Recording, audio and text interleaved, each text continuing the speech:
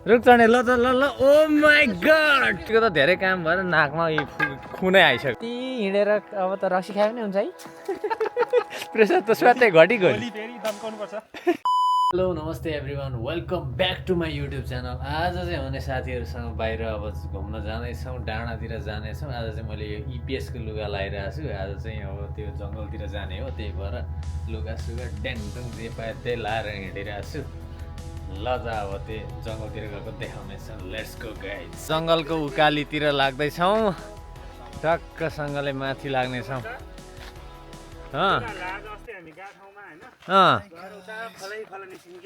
हो र गाइतन्डे भाइ जाने नै हो र खोला खोला निस्किने ल जाउँ त माछा मार्ने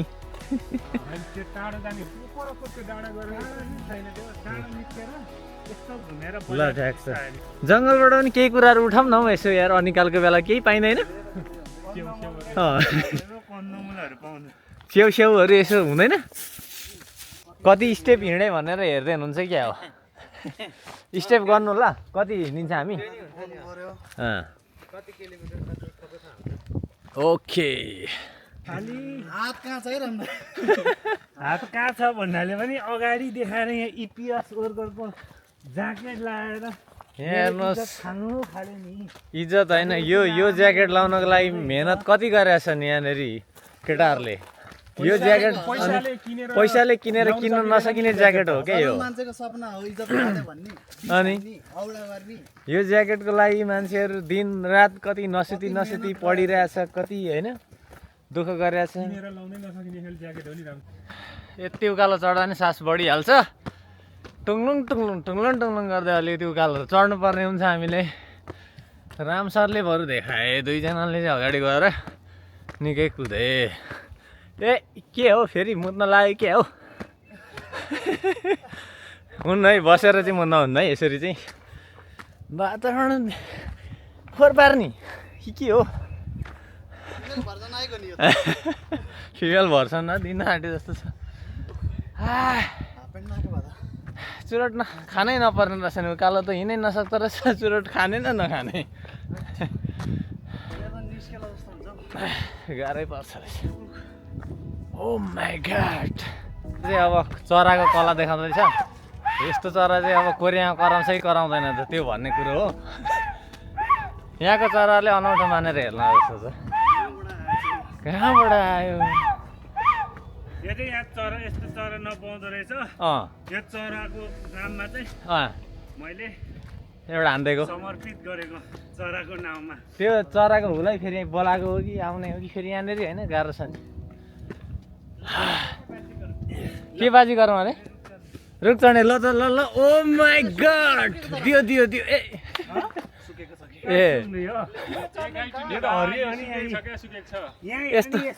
यसरी चढ्छ नि यस्तो गरेर यस्तो यस्तो खुट्टा यस्तो सिधा बनाएर पनि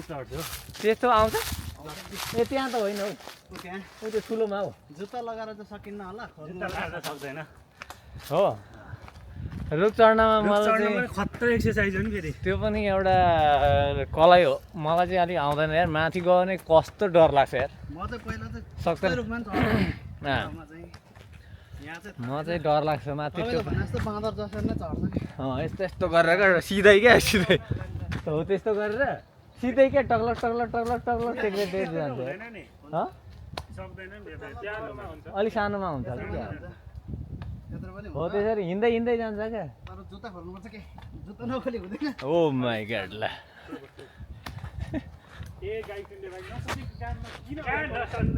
प्रयास गर्ने हो होइन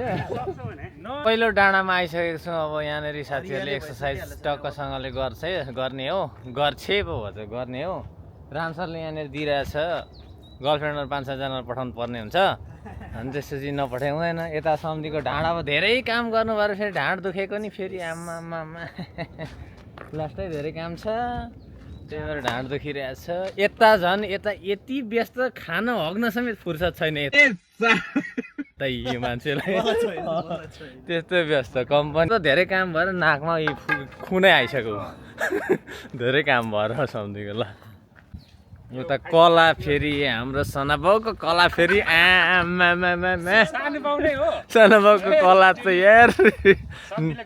निखिल उप्रेतीको भन्दा कडक छ त अनि यो त यार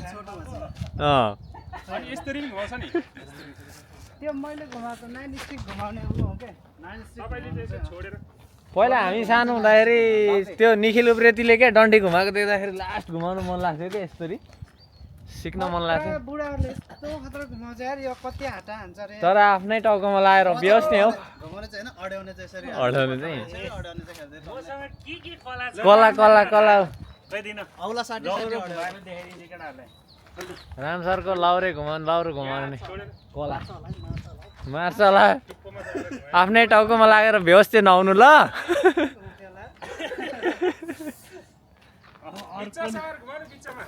ल त ल यतिको कला त देखाउनु पर्यो है यता फेरि त्यसो नभन्नु न सनाबाउ यता टाउकोमा दियो भने त बेहोस बनाउँछ त फेरि यसो सामान्य झट्टीसट्टी छेक्ने घुमाउन अनि त्यो त्यसरी त के घुमाएको त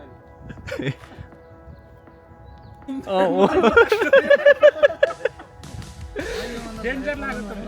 फुत्तै आउँछ नि फेरि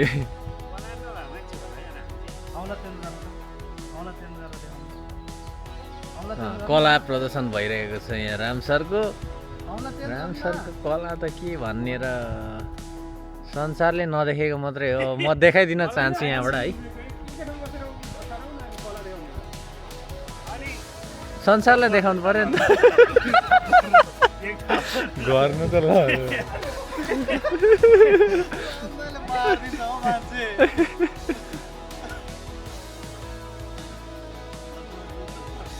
औँला चेन्ज गर्ने त्यो चाहिँ कला रहेछ है ल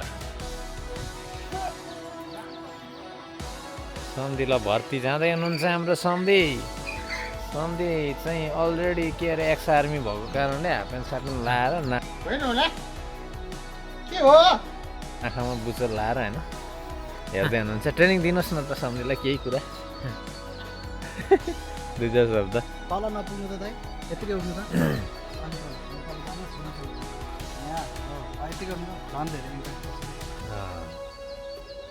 तलको फोर्सले उठाउँछ कि ए त्यस्तो हो कुरोमा कहानी भुँडीको छाला त पुरै तन्केर त लास्टै दुख्छ यार बिहान त राम छ यो जङ्गलमा आएर चाहिँ त्यो केटीसेटीलाई फोन गर्ने लफडाबाजी नगरौँ है त्यो लागौँ त्यो भित्ता कोट्याउने नगरौँ त जाउँ ओहो त्यो यसमा चाहिँ होइन तपाईँहरू कति मानवन दियो भने चाहिँ म चढ्न तयार छु भन्नुहुन्छ मानन मात्रै होइन होला है मानन मात्रै आँट आउँछ कहाँसम्म भन्ने कुरो हो नि त कहाँसम्म भन्ने कुरो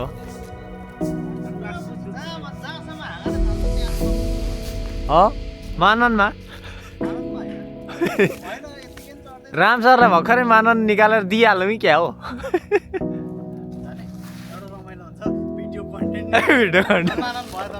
मानन ल राम सर मानन फ्याट्टै ज्याकेट लाएर त म पनि सक्दैन होला त्यो सुकेको छ मानन तपाईले अहिले भर्खरको घडीमा माननमा जान मानन त दिनु तर फ्याटै फर्सी झरे जस्तो झऱ्यो नि छैन त फेरि छैन त फेरि हुन्न होला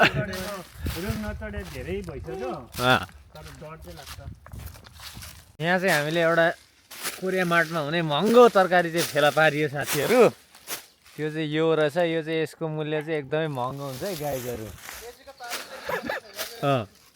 कसैलाई फ्रीमा खान मन छ भने यो जङ्गलमा आयो हुँदो रहेछ अनि लगेर खाएर अब त्यसको जरिमाना तिर्न पर्यो भने चाहिँ हामीलाई नभन्नु होला आफै तिर्नु होला है त फेरि सुभाषले छेलो हान्छ अहिले यो उचालेर ए सोको लागि पो राख्या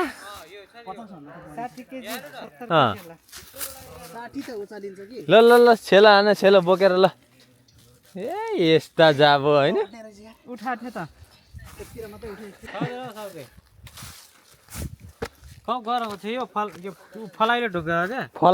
फलाइलो ढुङ्गा रे यो चाहिँ हो यो के अरे फलाइलो खोसे ढुङ्गा होइन यो कसरी ढुङ्गा अर्कै हुन्छ कि जाते ढुङ्गा जस्तो हाम्रो गाउँको एकदम अलिअलि आयो जाँतो बनाउने ढुङ्गा ए सबभन्दा कडा हो क्या सबभन्दा कडा हुन्छ यो के फुल होला त अब साथीहरू यस्तो देखियो होइन गुलाबको जस्तै देखिन्छ सयपत्री जस्तो आकार पनि देखिन्छ रङ चाहिँ त्यस्तो छ है साँच्चै दामी छ यहाँ तल चाहिँ एउटा घर छ ऊ त्यो सानो बाउलाई ऊ त्यो पुलमा हिँडाउनु पर्छ ल हामी चाहिँ थोरै माथि आएको यहाँनिर चाहिँ मौरी पालन देखियो फेरि मौरी पालन यस्तोमा गर्दो रहेछ कोरियामा यस्तो पहाडको यस्तो ढुङ्गाको बिचतिर लागेको छ होइन त्यो त मौरी पालन भनेर लेखा त्यसलाई नेपालीमा ट्रान्सलेट गरिहाल्नु न फलफुल नजाङ भने चाहिँ म नै हो त्यो पुल भनेको म हो होइन ठ्याक्कै मिलेन त मैले नदेखिकन भनेको ठ्याक्कै है फलफुल नजाङ मैले नहेरिकन भनेको त्यस्तो दिमाग छ के दिमाग त बारीमै हग्ने जस्तो छ नि ट्याक्लाकै पत्ता लाग्यो है त्यहाँ माथि त्यो डाँडामा छ के पुत्रु हिँड्दैछ यहाँ जानु पाइँदैन होला हौ यो डाँडामा यस्तरी गर्दो रहेछ कि खतरा तरिकाले यहाँ तर मौरी चाहिँ एउटा पनि छ जस्तो देखिँदैन हेर्दा चाहिँ है मौरी छैन होला सायदै अहिले हो एउटा अनि यस्तो निस्केको त देखिनु पर्ने होइन हो तर यहाँ छ जस्तो लागेन आजभोलिको दबाई हुन्छ क्या राम्रोसँग जिब्रोले यसो निकाल्ने हो कि म रहेछ अहिले आँखा फुलाइदिन्छ उडिरहेछ ए हे ल यही वरतिर आएपछि हामी यो पुलमा आइपुग्यौँ हामी चाहिँ अस्ति नै आएको थियौँ आउन चाहिँ यो पुलमा चाहिँ नेपालको झुलुङ्गे पुल जस्तै छ यो हेर्दाखेरि चाहिँ तर यसमा चाहिँ यो पुरै फलामको पाता लागेको छ है त यो घरमा आनन्द छ नि यहाँ आनन्द छैन त स्वर्गीय आनन्द भने चाहिँ यो डर लाग्छ है राति चाहिँ तर खानेकुराहरू सबै पुग्यो भने त मजा हुन्छ यहीँ उब्जाएर खान त गाह्रो छ यार फेरि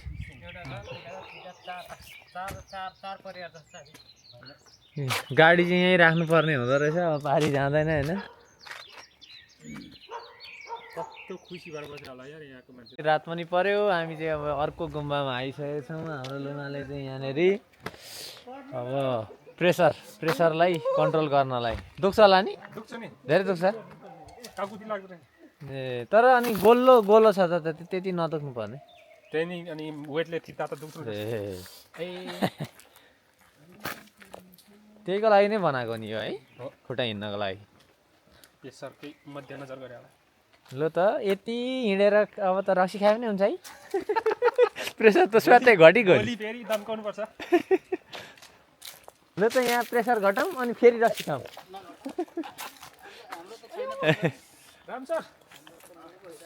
राम सर प्रेसर बढ्छ क्या रक्सी खाएपछि यता घटाउँ ओ माई गड पानी चाहिँ यहाँनिर बवाल हुन्छ यार ठिक्रिने होइन हौ यतैबाट खानुपर्छ यतैबाट खाऊँ के अलिकति खाऊँ त ल कस्तो दामी छ मुलको पानी तर यो चाहिँ खासमा यहीँबाट उम्रेको हो कि होइन भन्ने चाहिँ खै होला जस्तै लाग्यो मलाई यो किनभने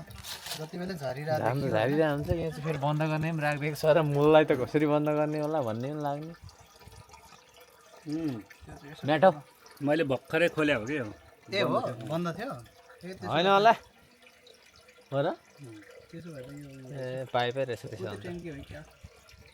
यो चाहिँ केही पनि नेचुरल भएन नि त्यसरी त न त ननेचुरलै भने बाँसको टोकरीबाट आएको त नेचुरल हुन्छ नि यार यहाँ भित्र फलाम नदेखाउनु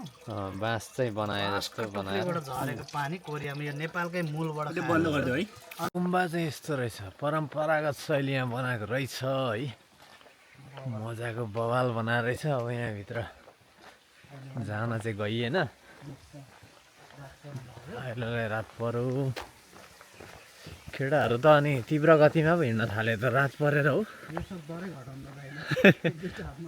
बोकेर लुगाको प्रेसर हाइरहेछ रन चाहिँ ल अब माठमा आइयो साथीहरू अब चाहिँ माथि जङ्गल घुमेर टक्कसँगले अब खानेकुराहरू किनेर लाने हो